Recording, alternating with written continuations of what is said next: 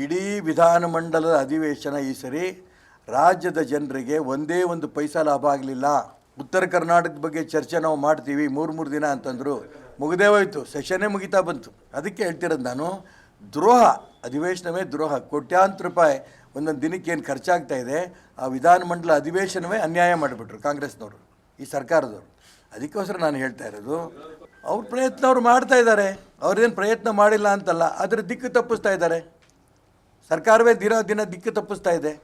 ಮಾನ್ಯ ಮುಖ್ಯಮಂತ್ರಿಗಳಿಗೆ CBI ತನಿಖೆ ಬಗ್ಗೆ ಕಾಂಗ್ರೆಸ್ನವ್ರಿಗೆ, ಪರಮೇಶ್ವರ್ ಇರ್ಬೋದು, ಪ್ರಿಯಾಂಕಾ ಖರ್ಗೆ ಇರ್ಬೋದು, DK ಶಿವಕುಮಾರ್ ಇರ್ಬೋದು, CBI ಕೊಡಿ. ಯಾರು ಕೊಡಬೇಕು? ಒಂದು CBI ಮೇಲೆ ಇವ್ರ ಮೋಹ ಬಂದು ಸಂತೋಷ, ಕೊಡಬೇಕಾದ ಸರ್ಕಾರವೇ. ಅದಕ್ಕೆ ಹೇಳ್ತಾ ಇರೋದು ನಾನು, ಹೀಗೆ ಜನರಿಗೆ ಕಣ್ಣಿಗೆ ಮಣ್ಣರ್ಚಂಥ ಕೆಲಸ ಮಾಡಬೇಡಿ. ರಾಜ್ಯದ ಸಾವಿರಾರು ಕೋಟಿ ಲೂಟಿ ಆಗ್ತಾ ಇದೆ ಕಣ್ಣೆದುರಿಗೆ.